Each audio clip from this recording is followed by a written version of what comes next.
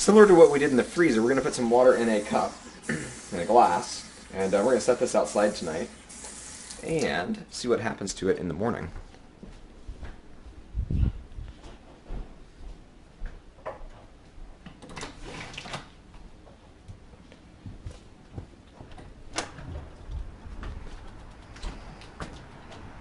just going to set it there and, again, see what happens in the morning. Right, so here we are the next morning. We have a cup of frozen ice. So anyways, we're going to take this out to another location and talk about that.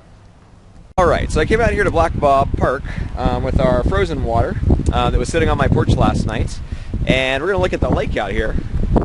And as you look at the lake, you can see that it's still water, it's not frozen, the wind's blowing, it's freezing out here, and you can see the ripples in the water. So the question is, my cup of water, my glass of water was sitting outside last night, the lake was sitting outside last night, because it's always outside, so why is the water frozen but the lake is not? Well, both of them hold a certain amount of heat. So, it's not just how cold things are, but how much stuff is there. So, the lake of water has a lot more mass of water. My cup of water, which froze last night, has much less mass of water. So that makes a difference. So there's several things that determine how much energy is needed to be removed, or either given to a system for it to change. So, how much heat it absorbs, or how much heat it releases, depends on the mass of substance that you have. Alright, so you just saw a couple videos about a water that I put outside and it turned to ice, and the lake that did not turn to ice. So today we're talking about heat.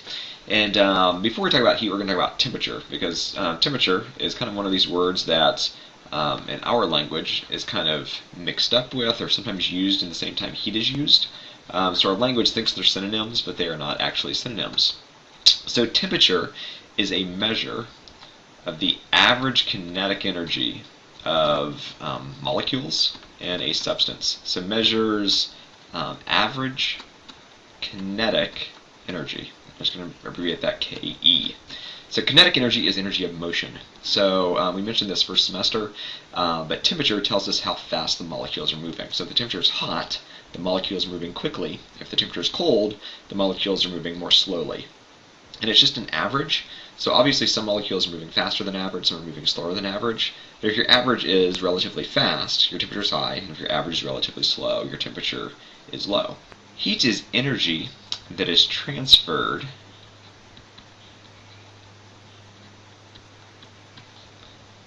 energy that's transferred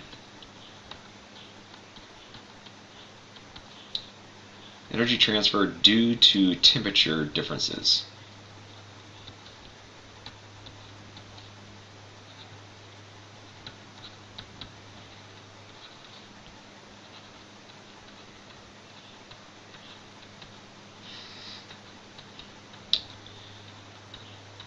So really, heat is the flow of energy, okay, from one place to another place. We've already talked about exothermic and endothermic reactions.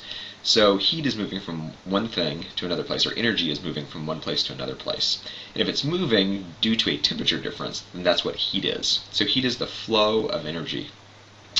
And several things determine how much energy is exchanged. And one of those things we saw today, and that is mass. Alright? So if we have a lot of something, it takes a long time to either heat it up or to cool it down. If you have a little bit of something, it takes much less time to heat it up or cool it down. Alright? So mass is one thing. In an upcoming video, we're going to talk about specific heat capacity. So I'll leave that to another video. But specific heat capacity is another thing that determines how fast heat is transferred.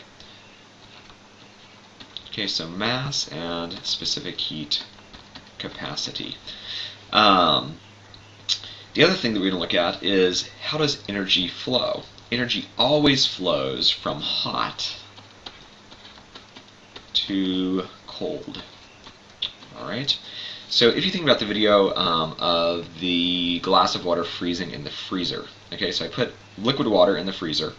And what happened is really those molecules are warmer than the freezer. That's why it's called a freezer, because it's really cold. So if energy is moving from things that are warm always from things that are warm to things that are colder.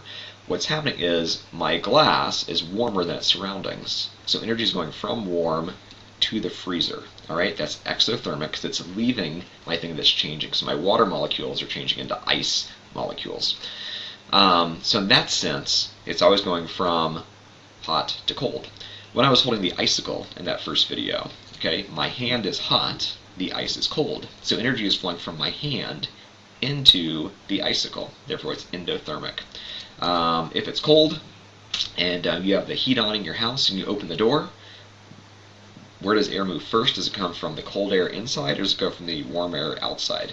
It's going to go from the warm air outside. How come? Because the molecules inside are moving more quickly. So they're like hitting the walls, they're hitting the door. As soon as you open the door, they fly out real quickly. All right? So something has to replace that air that left, and then cold air comes in because the hot air left. All right, one last thing is going to be this, just units. So up at top, we have temperature, and temperature is measured in either Celsius or Kelvin. If you're in the U.S., we might even say Fahrenheit, but so degrees Fahrenheit, degrees Celsius, or Kelvin. If we're talking about heat, and we talked about this yesterday when we were talking about units, is typically measured in either calories,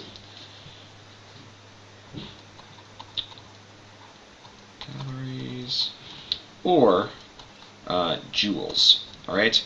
And just like the rest of the world, calories is an English measurement, so we use calories in the U.S. We count calories. All right, whenever we eat food, it's the amount of energy we're taking in whenever we eat things. If you go to Europe, they count kilojoules. I'm sorry, they count kilojoules because their energy is measured in joules and not calories. So that's the difference between temperature and heat. All right, so the next thing we're going to do is we look at heat and counting calories and the transfer of heat is we're going to put some water in a pot.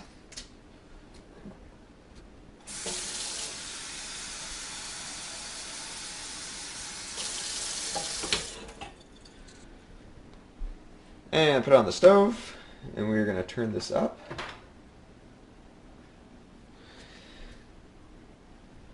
And honestly, not much is going to happen right away. However, if I put my hand up to this, you can even see we have ceramic cooktop, so it is getting hot. And if I were to touch the metal, my hand would probably feel pretty warm.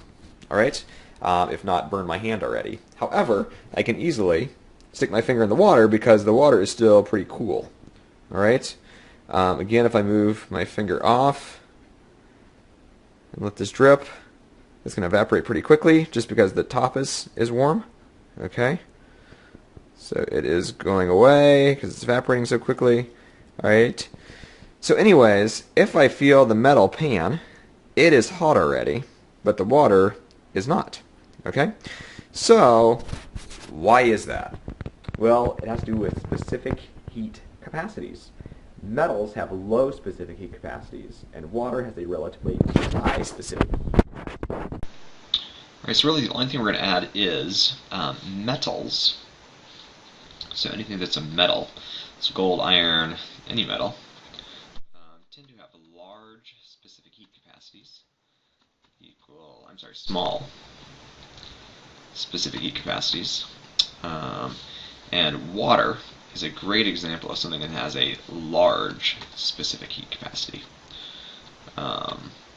And if you can just keep those straight, what it means is water has the ability to store lots of energy in metal without its temperature changing. And metals tend to smell a little bit of energy before their temperature changes. So their temperature changes more easily because they can't store as much heat, where water's temperature changes slowly because it has the capacity to store heat.